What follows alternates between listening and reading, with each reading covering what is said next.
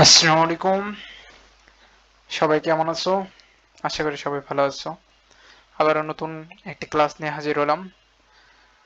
আজকে আমরা ইকোনমিক্সের প্রথম পত্রের তৃতীয় অধ্যায় থেকে আমরা কিছু শিখতে চাচ্ছি। আমরা এর আগে স্বল্পকালীন এবং দীর্ঘকালীন সম্পর্কে জেনেছিলাম। তারপরে একটু বলে দিচ্ছি স্বল্পকালীন প্রধান অপেক্ষক আর হচ্ছে দীর্ঘকালীন প্রধান অপেক্ষক কি এবং কাকে বলে। ঠিক আছে? স্বল্পকালীন প্রধান অপেক্ষক কি দ্বারা প্রকাশ? স্বল্পকালীন প্রধান অপেক্ষক হচ্ছে সেই অপেক্ষক যেখানে সবকিছু পরিবর্তনশীল নয়। যেমন এখানে কে যেটা মূলধন স্থির থাকে, শ্রমটা পরিবর্তনশীল, কিন্তু দীর্ঘকালে সবকিছু পরিবর্তনশীল। আমরা লিখতে পারি, প্রথমে আমরা লিখতে পারি কিউ ফাংশন অফ এল কে বার স্বল্পকালীন প্রধান অপেক্ষক। স্বল্পকালীন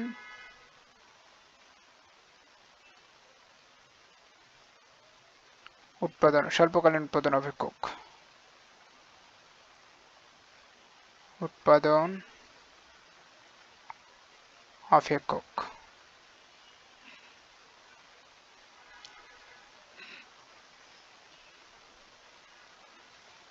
ঠিক আছে?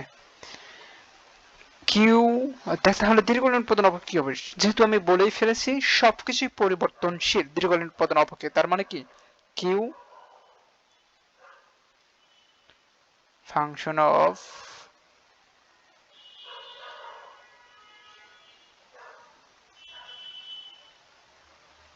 এল কে। আচ্ছা, এখানে একটা বিষয় বলে দিই। এখানে এই যে জায়গাটাতে আমরা বললাম স্বল্পকালীন প্রধান অপেক্ষক, ঠিক আছে, যে এটা হচ্ছে স্বল্পকালীন প্রধান অপেক্ষক কি থাকবে? শুধু শ্রম পরিবর্তনশীল। এই যে এল, এই এলটা শুধু পরিবর্তনশীল থাকবে। এল, ঠিক আছে, স্বল্পকালীন কি থাকবে? এল পরিবর্তনশীল থাকবে।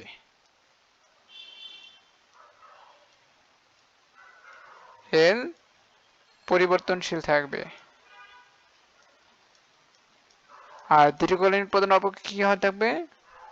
সবকিছুই পরিবর্তনশীল। সবকিছুই পরিবর্তনশীল। যেমন এখানে আমাদের এল এর উপরে কোনো বার নাই, কে এর উপরে বার নাই, তার মানে এটা কি দীর্ঘকালীন প্রধান অপেক্ষক। আচ্ছা, দীর্ঘকালীন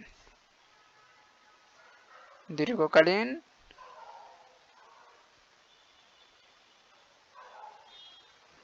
উৎপাদন অপেক্ষক। উৎপাদন অপেক্ষক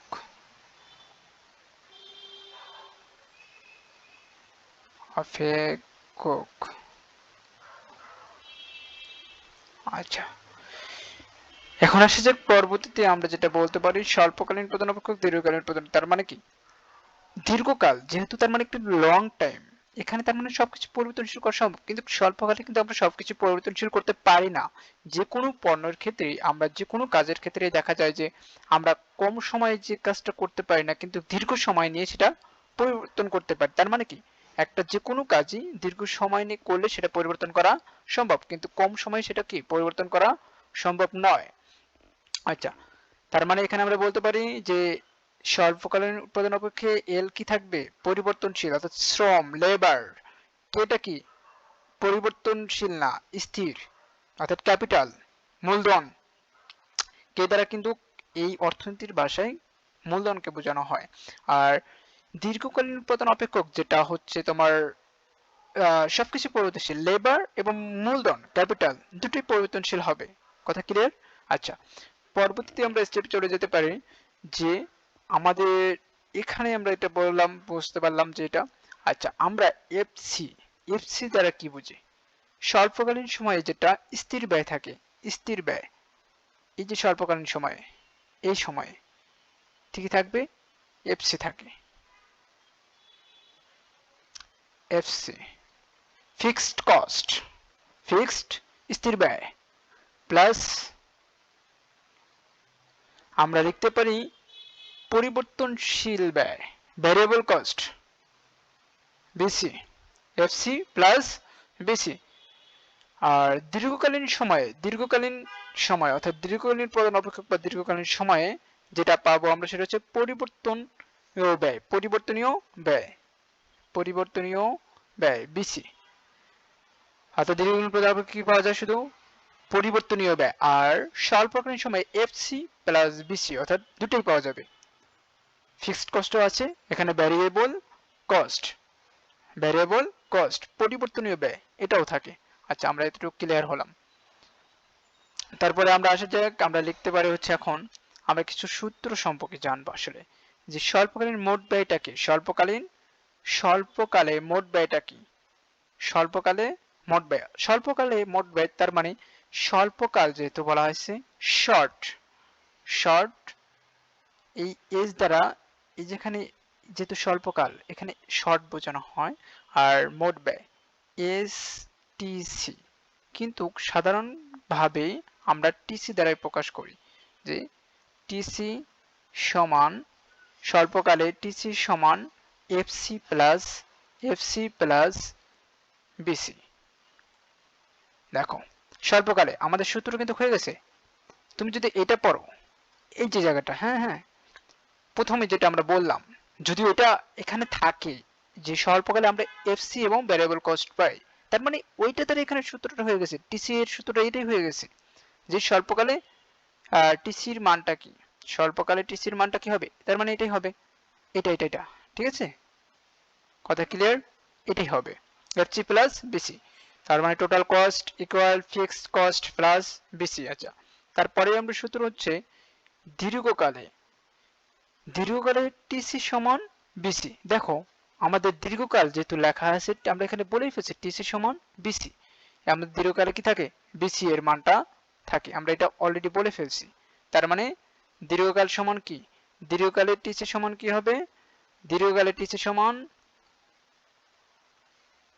বিসি হবে। ক্লিয়ার? Variable cost. আচ্ছা, এটা আমাদের স্বাভাবিক সূত্র ছিল। পরবর্তীতে আমরা যেটা আসবো, একটা সূচি দেখব, সূচি থেকে আমরা এখানে কিছু মান বের করার শিখবো আমরা। তুমি যদি এই মানটা জানো, তুমি যদি এই মানটা পারো, তাহলে এই বাকিগুলো খুব সহজেই পারবা। দেখো আমরা এখানে লিখতে পারি, আরেকটু নিচে নিতে পারি, হ্যাঁ, যেহেতু মানগুলো অনেক কয়েকটা মান থাকবে এখানে, আমরা এখান থেকে নিতে পারি, আরেকটু নিচে নেই, হ্যাঁ, আচ্ছা আমরা এখান থেকে নিতে পারি সুন্দরভাবে, হ্যাঁ, ওকে, আর একটু আমরা এই দিকে,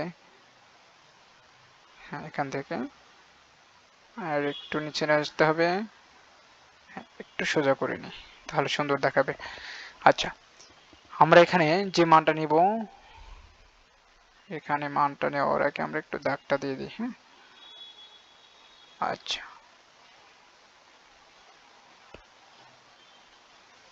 দেখো, আচ্ছা সরি এখানে আমাদের একটু সমস্যা হয়েছে না, যদি দাগটা সুন্দর হয়নি তবু আমাদের মেনে নেই আমরা যে এটি সুন্দর।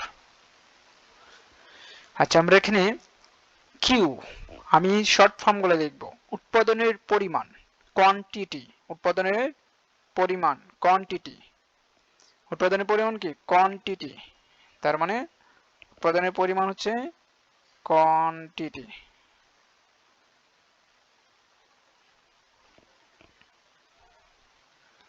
উৎপাদনের পরিমাণ কোয়ান্টিটি। আচ্ছা, উৎপাদনের পরিমাণ, তারপরে আমরা এখানে লিখতে পারি হচ্ছে এফসি স্থির ব্যয়, এফ সি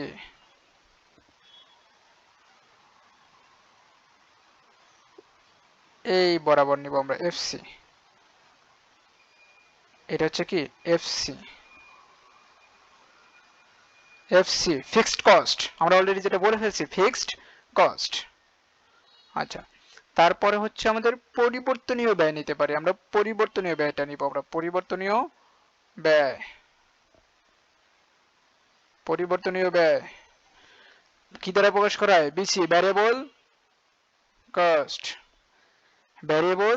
কস্ট।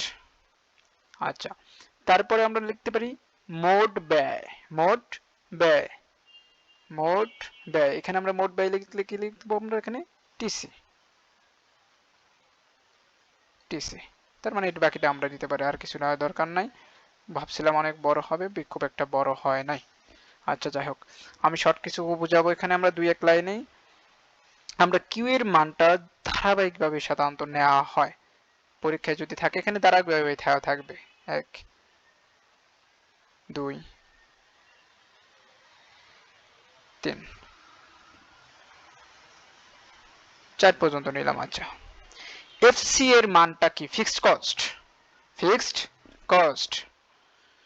এই ফিক্সড কস্টের ক্ষেত্রে আমরা যেহেতু বলেই ফেলছি ফিক্সড কস্ট মানে তার মানে কি স্থির ব্যয়, স্থির ব্যয়, এটা মানে কি স্থির ব্যয়।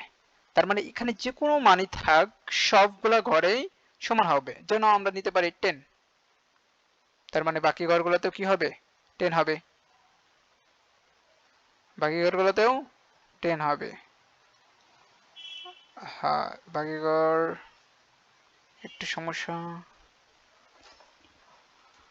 মাইক্রোতে এখানে কি করলো সাডেনলি আমি বুঝতেই পারতেছি না।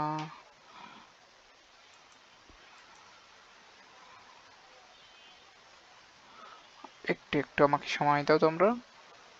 এখানে আমাদের প্রবলেমটা কোথায় হলো? হ্যাঁ,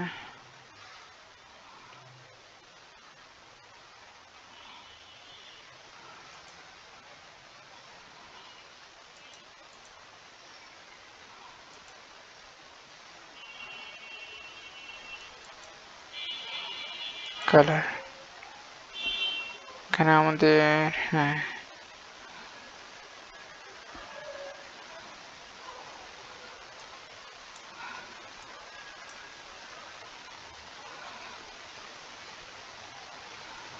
আচ্ছা, এখানে আমরা লিখি, দেখি এখন ধরার কথা তো এখন হচ্ছে 10।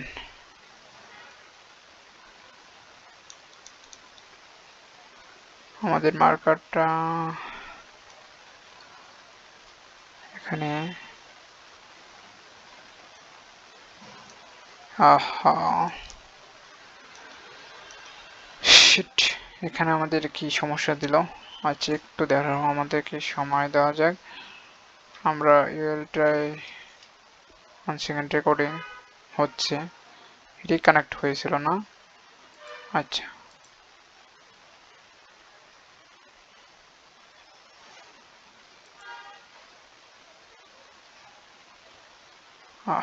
আমাদের